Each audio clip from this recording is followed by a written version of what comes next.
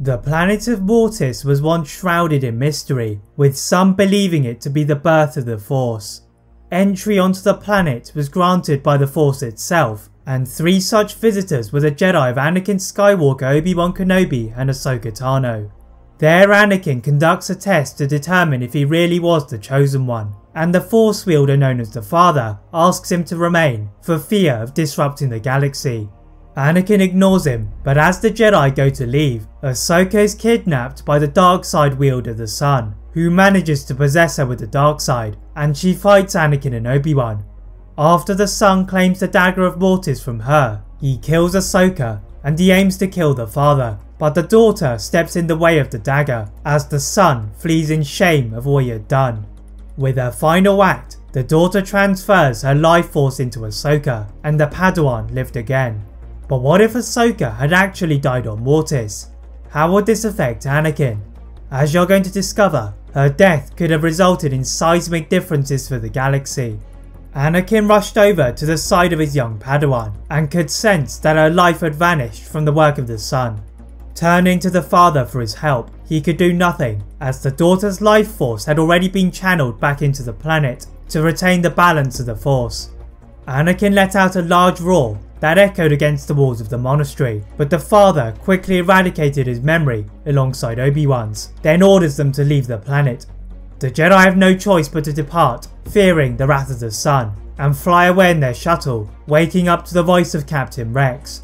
The clone is quick to spot the empty seat of Ahsoka, and the Jedi are stunned, reporting the disappearance to the Jedi Council. The Jedi are also at a loss to explain Ahsoka's sudden disappearance, but Plo Koon realises that he can no longer sense the connection he had developed from her childhood. Upon their return to Coruscant, Yoda speaks to Anakin by the Great Tree, and the Jedi Knight recalls that Qui-Gon had spoken to him, but could remember nothing else, before asking for the Grand Master's help in searching for Ahsoka. Yoda guides Anakin to join him and the Council, in a bid to search for the presence of Ahsoka, meditating for an entire day, but could not find her, as Plo Koon had initially deduced. But once Yoda found himself alone, he heard Qui-Gon, who informed him that Ahsoka had indeed died to the outside world, but her presence could still be reached, as it operated as a beacon of light on Mortis. Yoda tells Anakin of his Padawan's fate, but Anakin is still unwilling to relinquish all hope. The hope remains very faint within the Jedi Knight, and as he left the steps of the Jedi Temple, he ignored the looks of those around him to enter his speeder. The Jedi swooped down to the Yaskru Entertainment District and entered the ropey Outlander Club to drown his sorrows, before going to Clone Bar 79's. There Anakin is joined by members of the 501st Clone Legion, who are also mourning the loss of their commander, and found the explanation given by the Council to be suspicious.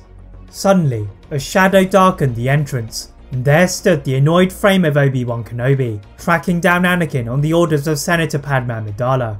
Anakin threw his tankard at his master, but his direction was wayward, and he knocked some death sticks out of a dealer's hand and onto the floor.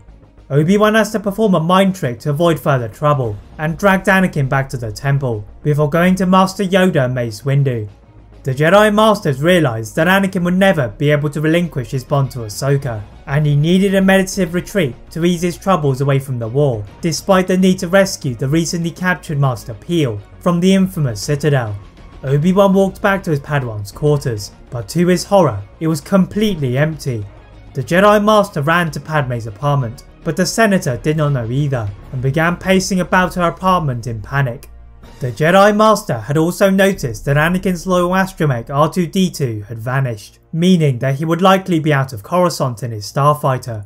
Obi-Wan sprinted to the temple hangar and checked the docking logs, discovering Anakin had only recently departed, and ordered Admiral Yularen from his destroyer to deactivate all of the hyperdrive docking rings above the planet, but they had been too late as Anakin had left the planet. One who had sensed the Jedi Knight's diversion had been Chancellor Palpatine, standing outside of his desk and gazing into the night sky. The Sith Lord knew that Anakin would be fueled by the dark side after the loss of Padawan Tano, and decided to warn Dooku that Anakin was about to face him with a vengeance, but the apprentice had greater concerns, as he tried to ensure Master Peel would not escape from the Citadel, and the Nexus route coordinates would fall into their hands. Palpatine told Dooku not to underestimate Anakin, not realising that both he and the Jedi Council had been wrong about the intentions of the Jedi Knight. Anakin had not been pursuing Dooku or the Separatists, but had set course for his old home planet of Tatooine.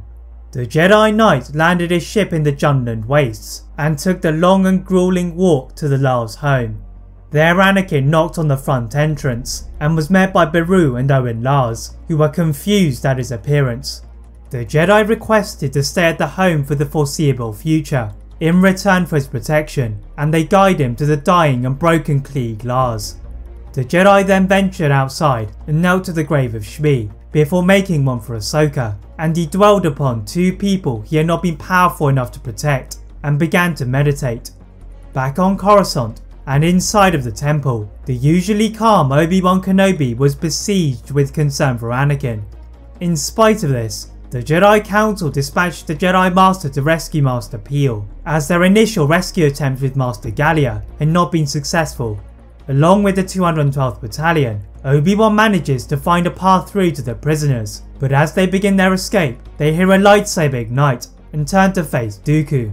Obi-Wan demanded to know what had happened to Anakin, but Dooku and his master were just as oblivious as the Jedi, and they began to duel.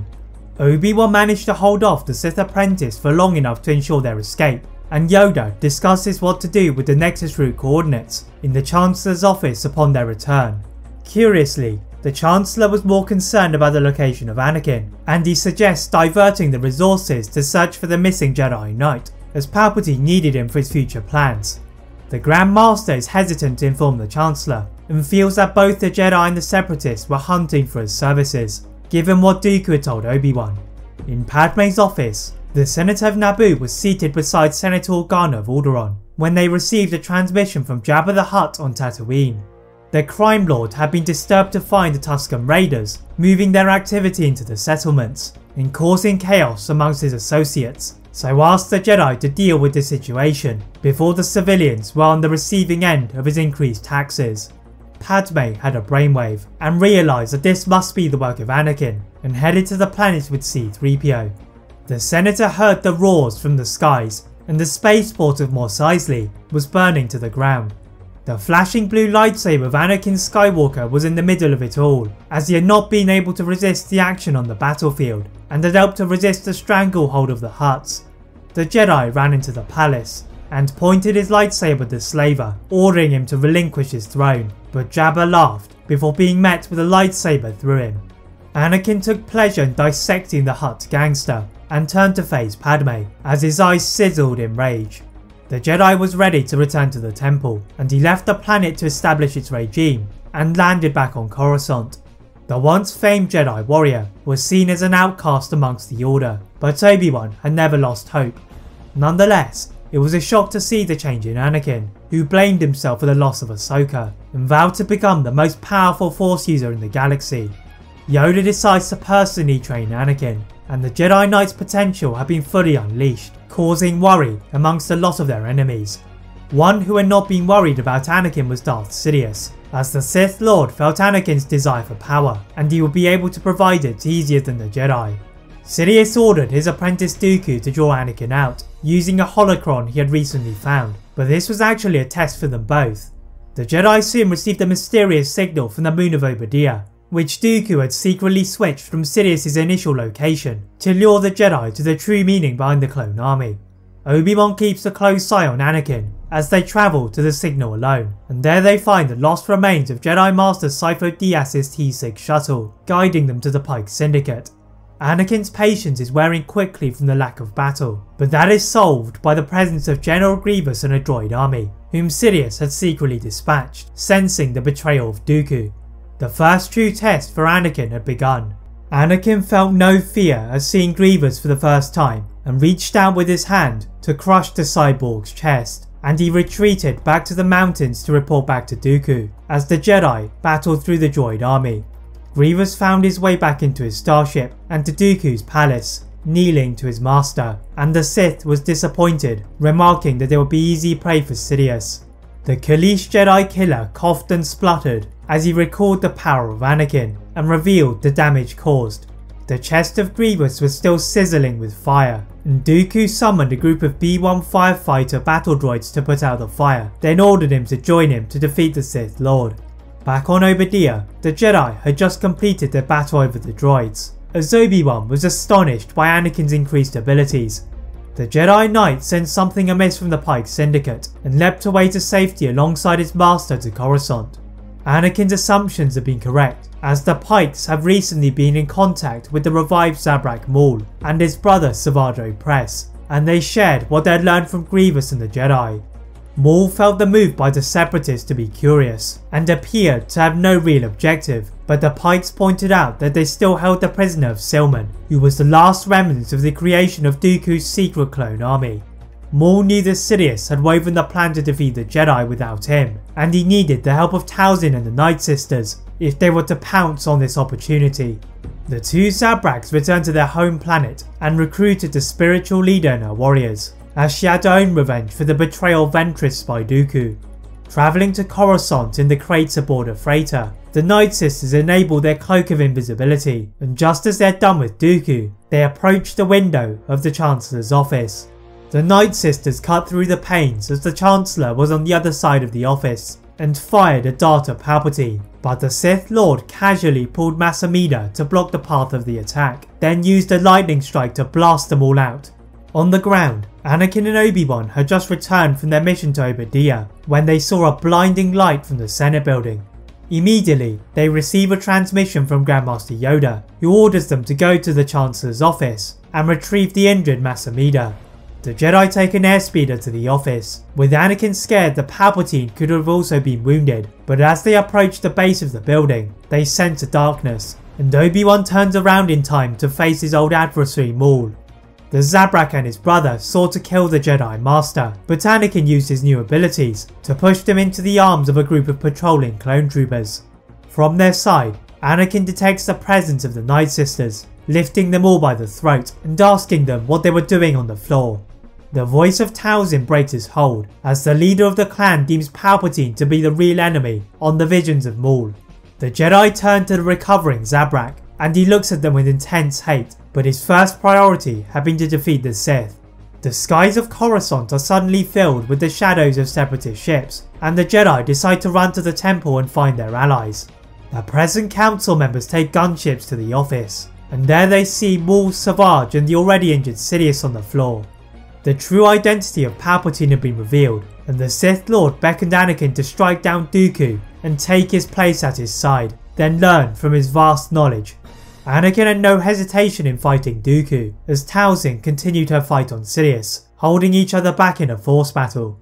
As Anakin decapitated Dooku, he looked at the intense duel and let out a massive burst of force energy, and everyone around the room fell to the ground. Anakin later awoke to a strange itch across his face, but as he moved to get rid of it, he discovered that it was the convoy of the daughter Morai. The room had been cleared by now, and the bodies of Palpatine and Talzin had faded into the Force, so Anakin realised that he had fulfilled his destiny as the Chosen One, but nothing could ever bring Ahsoka back into his life. That is it for What If Ahsoka Died on Mortis. If you enjoyed this What If, please like this video, turn on that notification bell, click that subscribe button on this channel and help us reach 15,000 subscribers, as well as on my other channel What If Films. And as always, leave a comment on what if you'd all like to see next and how I can improve my videos. Thank you all very much for watching, and see you next time.